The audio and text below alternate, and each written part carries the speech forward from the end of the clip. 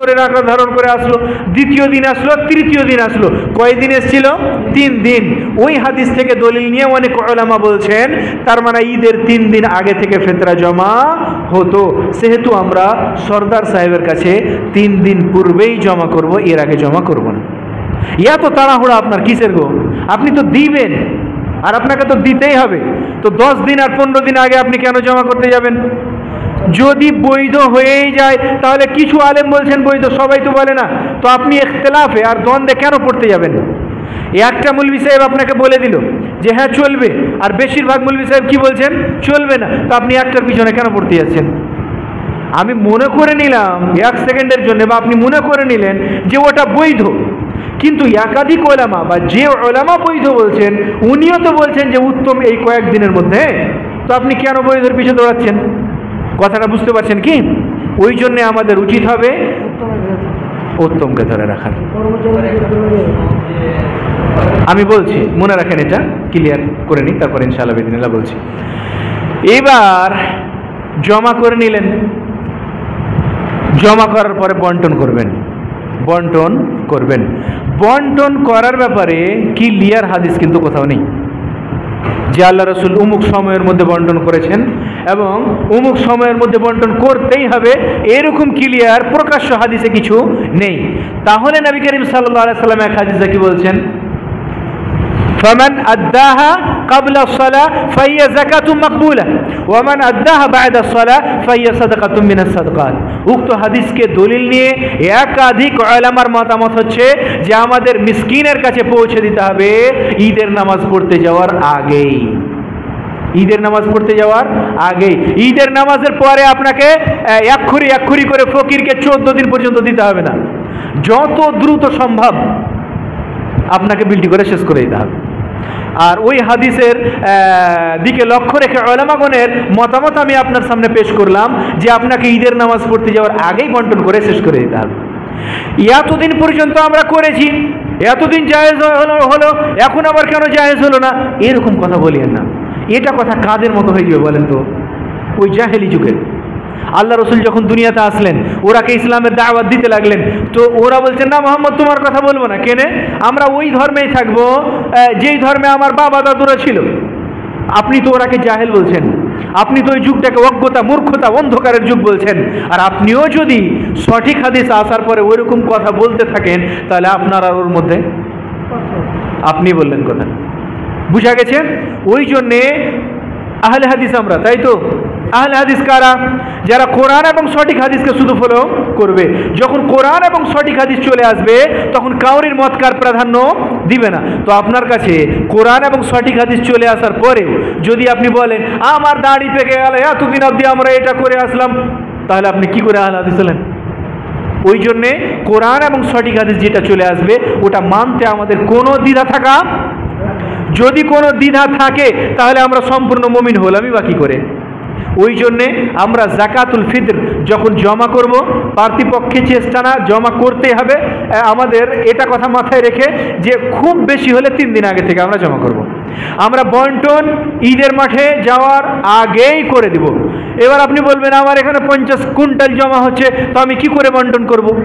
প্রয়োজনে আপনি 4টা লোক রেখে নেন, 4টা লোক লিখে নেন। আল্লাহ রসুল সাল্লাল্লাহু আলাইহি সাল্লাম ছিলেন সরদার, তাই তো? কিন্তু এই মালধন যাকাতুল ফিতর দায়িত্বে কি বলে হিফাজতের দায়িত্ব কাকে দিলেন? আবু হুরায়রাকে। তার মানে আবু হুরায়রাকে আমেল, ওয়ার্কার হিসেবে আল্লাহ রসুল লিখেছিলেন না রাখেননি? আপনি রেখে নেন 2-3 জনকে। আপনার লোকালিটিতে, এলাকাতে যতজন মিসকিন আছে আপনি ওদের নোট করে দেন এবং কয়েকজনকে লেবার করে ওর কাছে পৌঁছে দেন। পারবেন না পৌঁছাতে?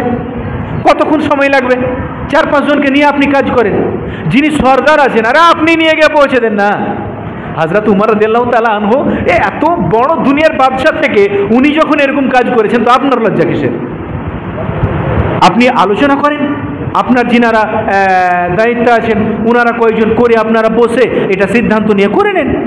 যখন আমাদের কোনো বিষয়ে মতনৈক্য আছে তো আমরা ওই বিষয়ে যাব কেন? ওই বিষয়ে আমরা যাব কেন যেখানে আমাদের মতনৈক্য নেই, ওটা আমরা গ্রহণ করব। সেহেতু আল্লাহ আলম বিসওয়াব, আমাদের উচিত এটাই হবে যেন আমরা খুব আগে থেকে জমা করলে 3 দিন আগে থেকে জমা করব, ঈদের নামাজ পড়তে যাওয়ার আগেই বন্টন করে নেব। সময়টা ক্লিয়ার? অনেক লম্বা আলোচনা ছিল, আমি সময়ের দিকে লক্ষ্য রেখে, তবুও সময় অনেক বেশি হয়ে গেছে, অনেক বেশি হয়ে গেছে। এরপরে আমরা কোন জিনিস দিয়ে ফিতরা দিব এটা আমরা জানি, আলোচনার বিষয় নেই। এবার টাকা দিয়ে আমরা যাকাত দিব না, এটাই হচ্ছে কথা। তো এই নিয়ে তো আপনারা ফেসবুকে সবাই দেখছেন, আলেমদের মধ্যে একেবারে ফাইট চলছে। এটা একটা এমন ফিতনার আকার ধারণ করেছে যে এটা আলেম সমাজের জন্য লজ্জার বিষয়। বাস্তব বলছি আপনাকে, এরকম ফিতনা হওয়ার কথা না। এই বিষয়টা নিয়েও নবী করিম সাল্লাল্লাহু আলাইহি সাল্লাম এর যুগেও ইখতিলাফ ছিল না। যিনারা আলেম ওনারা জানেন। হযরত মুআবিয়া রাদিয়াল্লাহু তাআলা আনহু উনি এসে অর্ডার দিয়ে দিলেন যে গম দাও নিসফা, অর্ধেক সা, মূল্যের দিকে লক্ষ্য রেখে। হযরত আবু সাঈদুল খুদরি রাদিয়াল্লাহু তাআলা আনহু বলে দিলেন কি, কখনো না, তোমার মতামত আমরা মানব না, যেইভাবে আল্লাহ রাসূলের যুগে আমরা আদায় করছিলাম ওইভাবেই আদায় করব। এর মানে হযরত মুআবিয়া, হযরত আবু সাঈদুল খুদরি নাউযুবিল্লাহ উনাকে কি কাফের বলেছেন? আর এই বিষয়ের জন্য আমরা এক অপরকে কাফেরও বলে দিচ্ছি না। এটা এত বড় ফিতনা আকার ধারণ করা উচিত ছিল না, যত বড় ফিতনার আকার ধারণ করেছে। যা ফল কথাতে আমি আসি, টাকা নিয়ে জায়েজ কি জায়েজ না? টাকা নিয়ে জায়েজ যিনারা বলেছেন, যেরকম আবু হানিফা রাদিয়াল্লাহু রাহিমাহুল্লাহ উনি বলেছেন টাকা দিয়ে জায়েজ আছে, ওইরকমভাবে ইমাম সাউরি রাহিমাহুল্লাহ উনি বলেছেন, কিন্তু একটা কথা লাগিয়ে দিয়েছেন, ইনদাল হাজা, যখন প্রয়োজন আছে, খুবই প্রয়োজন, যখন দেখছি যে না রে আমি সক্ষম হচ্ছি না খাদ্যদ্রব্য দিয়ে, তখন টাকা দিয়ে দেওয়া যাবে। এরকমটাই আলোচনা করা হয়েছে। একটি বই আছে তাহকিকুল আমাল ফি জাওয়াজ ইখরাজ সাদকাতুল ফিতর বিল মাল, সৈয়দ আহমদ সিদ্দিক আল গুমারি উনি এরকমভাবে উল্লেখ করেছেন। ওইরকমভাবে শেখুল ইসলাম ইবনে তাইমিয়া রাহিমাহুল্লাহ উনিও একটা কথা বলেছেন, ইয়াজুজু ইনদা যারুরা, প্রয়োজনের সময় এটা বৈধ আছে। প্রয়োজনের সময় আপনার এলাকাতে খাদ্যদ্রব্য পাওয়া যায় না, যেটা আপনি মিসকিনের কাছে পৌঁছাবেন, ওই ক্ষেত্রে আপনি দিতে পারেন। ইবনে তাইমিয়া রাহিমাহুল্লাহ উনি তো এটাও কথা বলেছেন যে অর্ধেক সা গম দিলেও দেওয়া যাবে। তো ইবনে তাইমিয়ার ফেরে একটা কথা নিবে ওরা, আর এটা কথা নিবে না। উনারা এটাও ফতোয়া দেখ যে গমও অর্ধেক সা দেওয়া যাবে, কেন ইবনে তাইমিয়া তো ওটা কথাও বলেছেন, ঠিক কিনা? ওইরকমভাবে ওমর ইবনে আব্দুল আজিজ রাহিমাহুল্লাহ উনি বলেছিলেন যে যদি কেউ মূল্য দিয়ে দায় দিতে পারে, এমনকি উনি প্রয়োজন বিশেষে মূল্য আদায় করারও কথা বলেছিলেন। ওইরকমভাবে হাসান বাসারি রাহিমাহুল্লাহর ব্যাপারে উল্লেখ করা হয়েছে, সহ একাধিক কথা বলা হয়।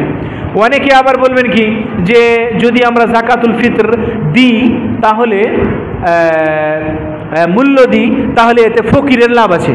ও বাড়ি বাড়ি যাবে, 1 কেজি 1.5 কেজি করে পাবে, কতক্ষণ ডুইহা নিয়ে বাড়াবে, নিতে চাই না, ওকে আমরা টাকা দিয়ে দেবো, ও যা পারবে তা কিনে খাবে, এরকম অনেকে বলে। ওই ভাবনা আপনি কেন ভাবছেন, ওর উত্তরটা আমি দিচ্ছি একটু পরে বলছি।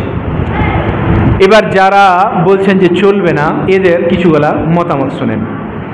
যিনারা বলছেন টাকা দিয়ে যাকাতুল ফিতর আদায় হবে না, ওনাদের প্রথম কথা যেটা এবং গ্রহণযোগ্য কথা, যে যেহেতু দলিল নেই সেহেতু আমরা ওটা করব না। আল্লাহ রাসূল সাল্লাল্লাহু আলাইহি সাল্লাম এর যুগে মূল্য হিসেবে ব্যবহার হতো সোনা চাঁদি, দিনার এবং দিরহাম, কিন্তু কোনো হাদিসে তো আল্লাহ রাসূল একটুকু ইশারা করলেন না যে তোমরা দিনার এবং দিরহাম দিয়েও যাকাতুল ফিতর দিতে পারো, কোনো হাদিসে। তো আল্লাহ রাসূল সাল্লাল্লাহু আলাইহি সাল্লাম প্রত্যেকটা বিষয়ে খুঁটিনাটি আলোচনা করেছেন, এবং মূল্যর ব্যাপারে একটু ইশারাও কেন করলেন না? মূল্যর ব্যাপারে একটু ইশারাও কেন করলেন না? অনেকে যুক্তি দেখা দিয়ে গিয়ে বলেন যে ওই সময় এই গাল্লা খাদ্যদ্রব্য মূল্য হিসাবে ব্যবহার হতো, ব্যবহার হলেও এটা সেকেন্ড নাম্বারে ছিল, তাই তো মূল্য ব্যবহার হতো, কিন্তু মূল্যের কথা টোটালি উল্লেখ করলেন না। কিন্তু যেটা কোনো কোনো ক্ষেত্রে ব্যবহার হয়েছে শুধু ওটাই উল্লেখ করে রেখে দেবেন আল্লাহ রাসূল, আর ওখান থেকে মোরাদ নেবেন মূল্যর ব্যাপার। বুঝতে পারা গেছে না যায়নি? নাসিরউদ্দিন আলবানী রাহিমাহুল্লাহ এদের এই সব দলিলকে সামনে রেখে উনি দামি দুটো কথা বলেছেন। 1 নম্বর, উনি বলছেন যারা টাকা দেওয়াকে জায়েজ মনে করছেন এরা 2টা চরম অন্যায় করছে। 1 নম্বর অন্যায় হচ্ছে যে এরা দলিলের উল্টা করছে। কেন? আল্লাহ রসুল সাল্লাল্লাহু আলাইহি সাল্লাম, সাহাবারা, ইনাদের দলিল একটাই, ওটা হচ্ছে খাদ্যদ্রব্য। তো যখন বলছে যে টাকা দিয়ে জায়েজ আছে, তার মানে এই দলিলের উল্টা হলো, এক নম্বর। দ্বিতীয় নম্বর, উনি কথা বলছেন যে যারা বলছে আমরা যদি টাকা দিই তাহলে ফকির মিসকিনের কি আছে? লাভ আছে, এতে ওদের বেশি মাসলাহাত আছে, তাহলে ওরা নাউজুবিল্লাহ আল্লাহ রসুল সাল্লাল্লাহু আলাইহি সাল্লামের উপরে ইলজাম লাগাচ্ছে। কেন? আল্লাহ রাব্বুল আলামিন জানতেন না, আল্লাহ রসুল জানতেন না যে মিসকিনের কোনটাতে বেশি লাভ আছে? তাহলে আল্লাহ রসুল আর আল্লাহ রাব্বুল আলামিন চাইতে বেশি, এরা বেশি বুঝে নিল। এরা বলছে এতে লাভ আছে, আর আল্লাহ রসুল বলছেন যে খাদ্যদ্রব্যে লাভ আছে, তাহলে এরা বেশি মডেল হয়ে গেল নাকি? ওই জন্যে নাসিরউদ্দিন আলবানী রাহিমাহুল্লাহ বলছেন যারা বলছে টাকা দিয়ে যাকাত দিবে, এরা দুই দিক দিয়ে ভুল করছে। ইবনে উসাইমিন রাহিমাহুল্লাহ উনি বলছেন কি, ফাল ওয়াজিব আন্না যাকাতুল ফিতর তুখরাজু মিন তুআমিল আদমিয়িন, আমাদের প্রতি অপরিহার্য যেন আমরা এই খাদ্যদ্রব্য দিয়েই যাকাতুল ফিতর আদায় করি। উনি এটাও বললেন না যে প্রয়োজনে দিলে দিয়ে দিতে পারি, এরকমও বলেননি। ওয়াজিব বলতে ফরজ। ওইরকম ভাবে ইবনে বাজ রাহিমাহুল্লাহ বলছেন বল ইয়াজিবু ইখরাজু যাকাতুল ফিতর মিনাত তুআম, হাদা হুয়াল ওয়াজিব, এটাই হচ্ছে ওয়াজিব যেন আমরা খাদ্যদ্রব্য দিয়েই যাকাতুল ফিতর আদায় করি। ইমাম আহমদ ইবনে হাম্বল, ইমাম শাফিঈ, ইমাম মালিক, ওনারা তো ঐক্যমত পোষণ করেছেন যে আমাদের খাদ্যদ্রব্য দিয়েই যাকাতুল ফিতর আদায় করতে হবে। যদি কেউ খাদ্যদ্রব্য ছাড়া অন্য কিছু দেয় তাহলে ওর যাকাতুল ফিতর ওয়াজিব হবে না। বর্তমান যুগের একজন বিশিষ্ট আলেমে দ্বীন সালেহ আল উসাইমি হাফিজাহুল্লাহ, আমাদের শিক্ষক সৌদি আরবের, উনিও আলোচনা করতে গিয়ে, ওনাকে বিশাল বড় আলেম আর কি, উনি দুনিয়ার কয়েকটা বড় আলেমের মধ্যে একজন, উনি বলছেন কি আল আফদাল আত-তুআম ওয়ান নুকুদ ইয়াজুজু ইনদাল হাজা আশ-শাদীদা, খাদ্যদ্রব্য দিয়েই দিতে হবে, টাকা পয়সা দিয়ে জায়েজ ওই সময় বলতে পারি ইনদাল হাজা আশ-শাদীদা, যখন খুবই প্রয়োজন হবে। খুবই প্রয়োজন কখন হবে? যে আপনার বাড়িতে হয়তো টাকা পয়সা আপনার আছে, কিন্তু বাড়িতে আপনার খাবার এতটা আছে যে আপনি আজকেই খাবেন, শুধু ধরে নেন, মনে করে নেন, বাকি কালকে কি খাবেন ওটা কিনে নিয়ে আসতে হবে বাইরে থেকে, আপনার কাছে নেই, আপনি এখন খাবারের ব্যবস্থা করতে পারেন না। এই ক্ষেত্রে যদি আপনি দিয়ে দেন তো দিতে পারেন, খুবই প্রয়োজনের ক্ষেত্রে। তারপরেও সর্বোপরি আমি একটা কথা বলি, আলোচনা অনেক ছিল, সর্বোপরি একটা কথা বলি, আপনি মনে করে নিলেন 1 মিনিটের জন্যে টাকা দেওয়াটা জায়েজ, 1 মিনিটের জন্যে। যিনারা বলছেন টাকা দেওয়া জায়েজ, উনারা উত্তম কোনটাকে বলছেন? কোনটাকে? খাদ্যদ্রব্যকে। আমি নাম নিচ্ছি না, আপনার এলাকারও বিশিষ্ট যিনারা বক্তাও আছেন, উনারাও যিনারা বলছেন টাকা দেওয়াটা বৈধ আছে, তো উনারা এটা বলছেন তো যে খাদ্যদ্রব্য দেওয়াটা হচ্ছে উত্তম।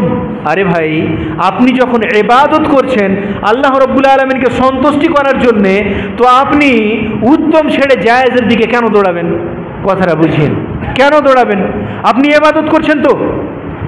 আমি ওই বক্তাগুলার কথা বলছি, ওই আলেমগুলার যিনারা টাকাকে জায়েজ বলেছেন, উনারা উত্তম কিন্তু খাদ্যদ্রব্যকে বলেছেন। দুনিয়াতে এরকম কোনো কেউ ফতোয়া দেয়নি যে টাকা দেওয়াটা উত্তম, বলেছেন এটা যে টাকা দেওয়াটা জায়েজ, যিনারা বলেছেন। তো যখন উত্তম আপনার কাছে অ্যাভেলেবেল আছে, তো আপনি জায়েজের পিছনে কেন দৌড়াবেন? আপনার বাড়িতে গম নেই, আপনার দোকানে গম নেই, আপনার বাজারে গম পাবেন না, আপনি যে টাকাটা দিবেন ওই টাকাটা দিয়ে আপনার ছেলেকে পাঠিয়ে গম কিনিয়ে নেন, দিয়ে দেন, চাল কিনিয়ে নেন, দিয়ে দেন, বাস, তাহলে তো আপনি ভেজাল থেকে বেঁচে গেলেন। কেন আপনি ভেজালে পড়তে যাবেন আর মুলবিদের সাথে ঝগড়া করতে যাবেন বলেন তো? আমার কথাটা কি বুঝতে পারা গেছে? আমি সর্বোপরি এটা কথা বললাম, আমার ব্যক্তিগত মতামত, টাকা দেওয়া চলবে না, আপনাকে খাদ্যদ্রব্যই দিতে হবে। তারপরেও আপনার ক্ষেত্রে বললাম যে আপনি সাময়িক মেনে নিলেন যে যাকাতুল ফিতরে টাকা দেওয়াটা জায়েজ, তো আপনি জায়েজটা করবেন কেন? কেন করবেন? আপনি যেটা উত্তম ওটাই করেন। এখন যিনারা বলছেন যে টাকা দেওয়াটা জায়েজ, ওনারা তো গ্যারান্টি দিতে পারেন না যে এটা কবুল হবে, কিন্তু যদি আপনি খাদ্যদ্রব্য দেন তাহলে আপনার অন্তরে এরকম লাগবে, না রে আমার এটা ইনশাল্লাহ কবুল হবে। কেন? ওখানে কারোর দ্বিমত নেই, কারোর দ্বিমত নেই। ওই জন্যে আমাদের টাকা না দিয়ে উচিত হবে যেন আমরা খাদ্যদ্রব্যই দিই। আল্লাহু আ'লাম বিস-সাওয়াব।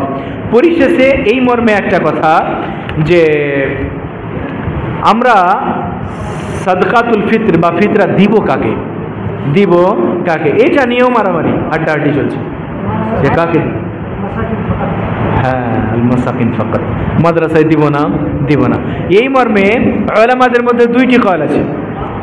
এক নম্বর হচ্ছে কি যে শুধু মিসকিনকে দিতে হবে, এক নম্বর কথা, শুধু মিসকিনকে দিতে হবে। কেন? নবী করিম সাল্লাল্লাহু আলাইহি সাল্লাম এই ব্যাপারে বলে দিয়েছেন ওয়া তু'মাতুল লিল মাসাকিন, এটা হচ্ছে মিসকিনদের খাদ্য। যখন এটা মিসকিনদের খাদ্য মানে মিসকিনদের খাদ্য। আবার অনেকের মতামত হচ্ছে যে না, যাকাত যারাকে যারাকে দেওয়া যাবে, ওই যে 8 প্রকার, ওই 8 প্রকার, ওই 8 প্রকারে আমরা এটাও দিতে পারি।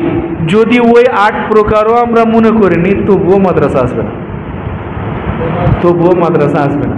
কেন?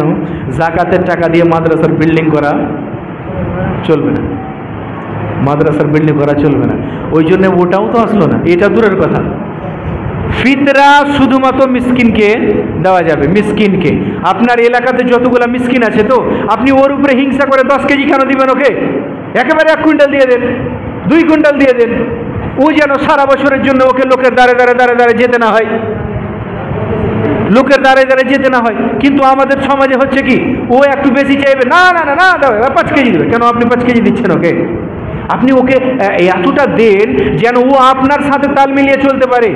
আরে হক তো এটা ওদের, আল্লাহ রাব্বুল আলামিন তো ওদের ব্যবস্থা এগুলো থেকেই করে দিয়েছেন, কিন্তু আপনি ওর হক মেরে ওকে আরো মিসকিন করে রাখছেন, আর আপনি তখন অবৈধতার দিকে এগিয়ে যাচ্ছেন। যখন আমরা বৈধতা অবলম্বন করে নিব, তখন অটোমেটিক্যালি অবৈধগুলো আমাদের কাছ থেকে সরে যাবে, সরে যাবে। ওই জন্যে যাকাতুল ফিতর এটা শুধু আর শুধু মিসকিনের হক, আমাদের মিসকিনকেই দিতে হবে। আর একজন ইশারা করছিলেন যে যাকাতের ব্যাপারেও, তো আরো আলোচনা করবো, রাত তো অনেক হয়।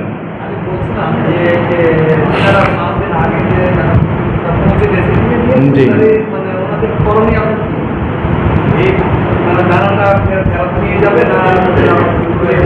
যিনারা পৌঁছেছেন ওনারা জেনে না জেনে পৌঁছেছেন,